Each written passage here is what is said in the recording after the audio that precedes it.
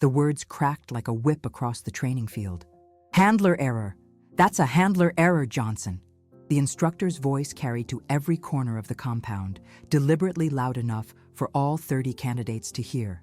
Officer Malik Johnson froze, his hand still extended toward Rex, the Belgian Malinois whose trust he'd spent 6 weeks earning. The dog's ears twitched backward, sensing the sudden tension in Malik's body. Around them, several white officers exchanged glances. A few smirked. It wasn't the first time Instructor Reeves had singled out the only black K-9 handler in the prestigious federal training program. But it was the first time he'd done it during the critical checkpoint evaluation, the one that determined who advanced to final certification and who went home. Malik's fingers curled slowly into a fist, the only visible reaction to the public humiliation. On his wrist, barely visible beneath his sleeve, was a thin leather bracelet, worn smooth from the years since his grandfather had given it to him, a reminder of promises made. The whispers started immediately. Third handler error this week. Diversity hire. Some people just don't have the instinct. But 7 minutes later, not a single person on that field would dare whisper again. Have you ever felt that burn when someone decides you don't belong before you've even had your chance to prove yourself? The Federal K-9 Tactical Response Unit wasn't just any dog handling program. It was the elite of the elite, training handlers and their K-9 partners for high-risk federal operations. Out of hundreds who applied each year, only 30 made it to the midpoint evaluations. Only 15 would advance to final certification. And in the program's 27-year history, they'd never certified a black handler. Not because there weren't qualified black officers, but because of men like Instructor Reeves, men who believed K-9 handling required some innate connection that somehow only existed in certain bloodlines. Men who could always find a reason why the form wasn't quite right, the command not quite sharp enough, the handling technique just slightly off-standard. "I need you to reset and run the course again, Johnson," Reeves announced, checking his clipboard with exaggerated thoroughness. "And this time, maintain proper control of your animal." The course stretched before them, a grueling series of obstacles, scent discrimination challenges, and precision command exercises. Malik had cleared 14 of the 16 stations flawlessly before Reeves called the error at the suspect apprehension station. What the other candidates couldn't see was how Rex's eyes never left Malik's face, how the dog's body remained perfectly aligned with his handler's stance, the invisible thread of communication that had formed between them, stronger than some partnerships years in the making. "Yes, sir," Malik replied, voice level. No defense, no explanation. He turned and walked back to the starting line, Rex matching his stride perfectly. The sun beat down. Sweat trickled between his shoulder blades. Behind him, Reeves muttered something to another instructor that made the man chuckle. Malik reached down and touched the leather bracelet once. Grandfather's words echoed, "They expect your anger. Give them your excellence instead." If you were standing at that starting line, with all eyes judging, would you crumble under the weight or rise through it? The technical challenge before him was daunting, even without the added pressure. The Federal K-9 course was designed to break handlers, to find weaknesses in communication between human and dog that could prove fatal in real-world scenarios. A sudden gust of hot wind blew across the training field, carrying the scent of the desert and making the scent discrimination portion exponentially more difficult. Rex would have to sort through swirling odors to identify the target scent. An impossible task, some would say, in these conditions. What the other handlers didn't know was the small patch sewn inside Malik's uniform collar, a piece of his late father's police uniform. Detroit PD K-9 unit, 15 years. The man who'd first placed a puppy in 7-year-old Malik's arms and said, "Listen with your eyes, son. Dogs speak a language older than words." Reeves stepped closer, clipboard pressed against his chest like armor. "Clock's ticking, Johnson. Some of us have places to be." Something shifted in Malik's posture then. A straightening of the spine, a settling of weight firmly into the ground beneath his feet. His breathing slowed visibly. Inhale for 4, hold for 4, exhale for 4. The ritual had begun. Around him, the world narrowed to just himself and Rex. The whispers faded. The judgmental stares vanished. There was only the course before them, the challenge to be met, and the perfect, focused silence that came before action. This was the moment that separated those who performed under pressure from those who merely practiced when conditions were ideal. "Handler ready," Malik called, voice carrying with unexpected authority. Reeves raised an eyebrow. "Begin." Malik and Rex exploded from the starting position, moving as a single unit. The first 3 obstacles disappeared behind them in seconds. The scaling wall, crawl tunnel, and balance beam navigated with surgical precision. At the scent discrimination station, Rex paused, nostrils flaring against the swirling wind. Malik gave no additional commands, no panicked repetitions, as handlers often do when their dogs hesitate. He simply waited, trusting. Rex's head snapped to the right. He charged forward, bypassing the 8 decoy scents and driving straight to a small metal canister half buried in the sand. He alerted with a perfect passive indication. Sitting instantly, eyes locked on the target. The stopwatch in the assistant instructor's hand clicked. 14 seconds, she announced, unable to keep the surprise from her voice. The course record was 22. The smirks around the field faltered. Backs straightened. Eyes narrowed. Reeves's face darkened. "Proceed to the next station," he barked. Malik nodded once, then moved forward with Rex, the silence between commands speaking volumes. No excessive praise, no nervous chatter. Just the perfect dance of trust between handler and dog. By the 6th station, the whispers had transformed. "Where did Johnson train before this? Did you see that blind heel work? Has Rex missed anything yet?" The invisible weight that had been placed on Malik's shoulders since day 1 of the program seemed to fuel him rather than drag him down. Each perfect execution, each flawless transition between elements built upon the last. When they reached the station where Reeves had called the previous error, Malik paused. The silence returned, that strange, ritual stillness that seemed to bend time around him and Rex. "You've got 30 seconds to complete this section, Johnson," Reeves announced, thumb hovering over his stopwatch. "Starting now." 30 seconds. The standard was 45. Malik didn't flinch, didn't protest, didn't even look at Reeves. Instead, he executed a series of subtle hand signals, almost imperceptible movements of his fingers. Rex's posture shifted in response, his focus laser-sharp on the suspect target ahead. 20 seconds, Reeves called out, satisfaction creeping into his voice. The scenario required Rex to apprehend a fleeing suspect, apply just enough pressure to stop the escape without causing serious injury, and release instantly on command, even at a distance of 50 yards. 10 seconds! Malik touched the leather bracelet once more. Then, with perfect clarity, he issued a command in a language none of the other handlers recognized. Not German, not Dutch, the traditional languages of dog training. Rex launched forward like a missile, covering the ground in powerful strides, intercepting the padded decoy with precision that drew an involuntary gasp from the assistant instructor. 5 seconds! The bite was perfect, full but controlled. The decoy dropped immediately. 3 seconds! At 50 yards away, Malik issued a single word. Rex released instantly, backing up 4 steps, and dropped into a perfect guard position. The timer buzzed. Silence descended on the field. 29.4 seconds, the assistant instructor announced, looking up from the stopwatch. What no one on that field knew was what Malik carried beneath his uniform. Not just the patch from his father's uniform, but the weight of being told, repeatedly, systematically, year after year, that he didn't belong in the K-9 world. At the Detroit Police Academy, the K-9 sergeant had lost his application 3 times. In Chicago, where he'd transferred hoping for a fresh start, the unit commander had been blunt. Dogs respond better to certain types. Nothing personal.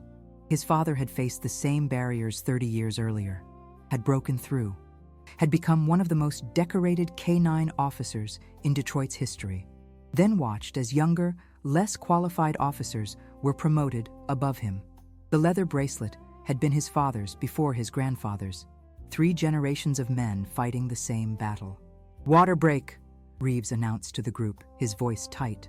5 minutes. The other handlers moved toward the water station. Malik stayed put, using a small, collapsible bowl to give Rex a drink first. Instructor Walsh, the assistant who'd been timing the stations approached slowly. "That command at the apprehension station," she said quietly. "What language was that?" Malik met her eyes steadily. "Twi. From Ghana. My grandfather taught me. It's not an approved command language for the program. No regulation against it either." "Sir." Walsh studied him for a long moment. "Your grandfather was K-9 too?" "Military. Vietnam. Couldn't join police K-9 when he came home." Malik's words were measured, revealing just enough. "Regulations," they said. Understanding dawned in Walsh's eyes. She nodded once and walked away. The silence that followed wasn't just absence of sound. It was dense with history, with struggle, with the weight of doors closed and opportunities denied, but also with the unyielding determination to kick those doors open. As the candidates returned from the water break, Reeves made an announcement. "Weather conditions have deteriorated. Wind is now at 17 miles per hour, gusting to 24. We're modifying the final stations." Malik and Rex were next up for the most challenging element of the course: explosive detection in a chaotic environment with multiple distractions and a 7-minute time limit to locate 3 hidden training aids. "Johnson," Reeves called. "For you, we're adding an additional element." The other handlers exchanged glances. Modifying a candidate's test mid-evaluation was unprecedented. In addition to the 3 standard training aids, you'll need to locate a 4th, smaller quantity, deeper concealment. Reeves smiled thinly. "To make up for the advantage you clearly had in the earlier stations." Protocol violation. Everyone knew it. No one said a word. Malik simply nodded. "Understood." The search area was a mock apartment building. Rooms filled with furniture, clothing, food, and everyday distractions.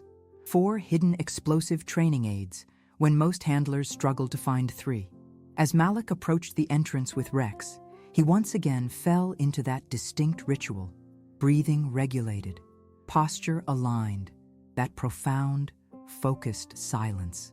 When he spoke, his voice carried an authority that made even Reeves blink. "My dog works silence.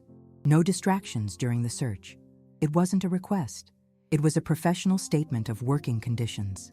Reeves' jaw tightened, but he nodded curtly. For 7 minutes, not a word was spoken on that field as Rex methodically cleared room after room. Malik's handling was a revelation. Minimal commands, perfect positioning, absolute trust in his dog's indications. At the 6-minute mark, they had found all 3 standard training aids. With 58 seconds remaining, Rex suddenly changed direction, driving toward a heating vent near the floor in the final room. He sat, alerting to the 4th, deeply hidden aid. "Time," Reeves called. For a moment, no one moved. No one spoke. Then Walsh stepped forward. 4 for 4, all correct. No false alerts." She looked directly at Reeves. A perfect score. As they exited the search area, an older man in a crisp suit approached from the observation area. The candidates straightened, recognizing the federal K-9 program director. "Officer Johnson," the director called. "A moment." Malik approached, Rex at perfect heel position. "That was exceptional work," the director said, loudly enough for all to hear. "Particularly the scent discrimination in adverse conditions." "Thank you, sir. Your application indicated previous K-9 experience, but not specifics." The director glanced at his tablet. "Care to elaborate?" A muscle twitched in Malik's jaw. "Nothing official, sir. Departments I applied to didn't have openings in their K-9 units." The director's eyebrows rose. "For 7 years?" "Yes, sir." Understanding passed between them, unspoken but clear. The director nodded slowly. "Yet your handling shows years of dedicated training." "My father was Detroit K-9. After he passed, I kept training privately. Applied to every K-9 position in the Midwest. And while waiting for a position that never opened, you achieved Master Trainer certification through the North American Working Dog Association. On your own time, with your own resources." Reeves's head snapped up. That certification wasn't mentioned in Johnson's file. "Yes, sir." The director handed his tablet to Reeves. "Instructor, you'll find Officer Johnson's complete file has finally been updated, including his international certifications and the recommendations from 3 European police agencies where he trained as a civilian." The blood drained from Reeves's face as he scrolled through the file. It seems, the director continued, there have been some unfortunate oversights in Officer Johnson's application materials, oversights that end today. All candidates, gather up, Reeves called, voice lacking its earlier confidence. Final station is the tactical response scenario. This was the make or break test, a complex simulation of a high-risk operation where handler and dog had to navigate multiple threats, civilian distractions, and challenging environmental conditions. Johnson, you're up first, the director announced, taking control from Reeves. The scenario was brutal. A darkened warehouse, multiple hidden threats, simulated gunfire, and screaming civilians creating chaos. The dog needed to ignore all distractions, identify genuine threats, and respond appropriately to handler commands under extreme stress. Most teams were happy to identify half the threats without false indications. As Malik and Rex prepared to enter, the ritual silence returned, more profound now, more powerful. In that silence, generations of denied opportunity coalesced into perfect focus. The weight of history became fuel rather than burden. Ready, Malik stated. The director nodded, and they entered the warehouse. What followed wasn't just a demonstration of canine handling. It was a masterclass. Rex moved like a shadow through the chaos, utterly unfazed by the distractions, detecting and responding to each hidden threat with uncanny accuracy. Malik's commands were minimal, perfectly timed, and devastatingly effective. When they emerged 12 minutes later, the silence on the field was absolute. Walsh checked her clipboard twice. 8 threats identified, 0 false alerts, 4 civilian distractions properly bypassed, perfect tactical positioning throughout. She looked up, meeting Malik's eyes. That's a course record, by a significant margin. Reeves stepped forward. Clipboard clutched so tightly, his knuckles had whitened. Director, I have concerns about unorthodox methods used during this evaluation. The non-standard commands, the Instructor Reeves. The director's voice cut like a blade. Officer Johnson's methods produced the most exceptional results I've seen in 17 years with this program. Results speak. Prejudice should not. The word hung in the air. Prejudice. Reeves's face flushed. Sir, I've never... 27 years, the director continued. No black handlers certified, despite dozens of qualified applicants. Statistics speak too, Instructor. The other candidates stood frozen, witnessing the dismantling of an unspoken system that had persisted unchallenged for decades. Officer Johnson will advance to final certification, the director announced, as will the next 14 highest-scoring candidates. He turned to Malik. I'd also like to discuss your potential role as a future instructor in this program. We clearly have much to learn from your methods. The final certification ceremony was traditionally a formality, a public recognition of the 15 handlers who had completed the grueling program. Families would attend. Photos would be taken. Careers would be launched. In the preparation room, the candidates dressed in their formal uniforms. The atmosphere had changed dramatically in the week since the field evaluation. Where once there had been whispers and sidelong glances, now there were questions, respect, even admiration. Johnson called one of the handlers who had previously been among the smirkers. Can I ask you something? Malik looked up from adjusting Rex's ceremonial collar. That silence thing you do before each exercise. What is that? Malik's fingers paused on the collar. My grandfather called it finding the center. My father called it making room for clarity. I just call it listening. Listening to what? To everything that matters, and nothing that doesn't. Around them, the other handlers had gone quiet, listening. 7 years, another handler said. 7 years waiting for a K9 position that never opened. I'd have given up. Malik met his eyes. Some fights are bigger than personal disappointment. He reached down and touched the leather bracelet. His grandfather's, his father's, now his. 3 generations of men who refused to accept the limitations others placed upon them. The ritual silence descended once more. In it was strength accumulated across time, the quiet, unyielding persistence that had finally broken through. The ceremony hall buzzed with conversation as families and agency representatives gathered. In the front row sat an elderly man in a worn but immaculately maintained military uniform, a service dog at his feet, Malik's grandfather. Reeves was noticeably absent, having requested administrative leave immediately following the field evaluation. The Federal K-9 program director took the podium. Today, we recognize 15 exceptional handlers who represent the future of Federal K-9 operations. Each has demonstrated extraordinary skill, judgment, and partnership with their K-9 counterpart. The certificates were presented one by one. When Malik's name was called, a ripple of anticipation moved through the crowd. He stepped forward with Rex, both the picture of disciplined precision. The director extended the certificate, then paused. "Officer Johnson, in addition to your certification, I'm presenting something else today." He lifted a framed document. "This is an official recognition and apology from the Federal K-9 program to Master Sergeant James Johnson, United States Army K-9 Corps, Vietnam." Malik's grandfather straightened in his seat, eyes widening. "For the systematic exclusion from police K-9 programs upon his return from service, despite exemplary military K-9 handling records, and for the continued barriers faced by his son, Officer Michael Johnson of Detroit PD." The elderly man's eyes glistened as he stood, his back still straight despite his years. "Today we not only certify Officer Malik Johnson," the director continued, "but acknowledge that this certification is long overdue for the Johnson family. 3 generations of exceptional handlers, only one given the full recognition deserved." As Malik accepted both documents, the silence that had been his ritual throughout training transformed into something else entirely. It became a moment of profound vindication, not just personal, but generational. When he finally spoke, his voice carried to every corner of the hall. "The honor is not in being first. The honor is in ensuring I am not the last." The applause began with his grandfather, then spread until it filled the room, thunderous, sustained, cathartic. The reception following the ceremony buzzed with conversation.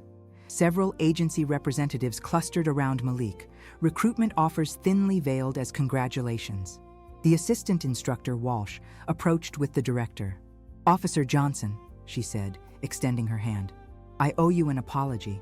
I saw what was happening in the program for years." "Said nothing." "You spoke when it mattered," Malik replied, accepting the handshake. The director nodded toward where Malik's grandfather sat, surrounded by curious handlers, sharing stories from his military K-9 days.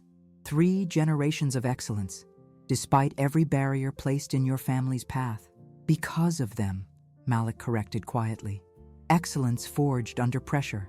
Walsh hesitated, then asked the question many were wondering. "Will you accept the instructor position? Help reshape the program?" Malik looked across the room, at his grandfather, at Rex, at the newly certified handlers who had begun the program as skeptics and ended it as allies. "Some doors need to stay open once they've been forced wide," he said simply.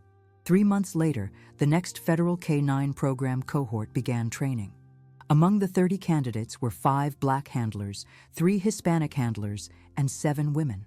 At the front of the room stood Instructor Malik Johnson, and on the wall behind him, a new plaque listing program values. "Excellence has no color. Respect is earned through actions, and true strength is found in silence before power." Have you ever broken barriers that weren't just for you, but for everyone who would come after? That's the legacy worth fighting for.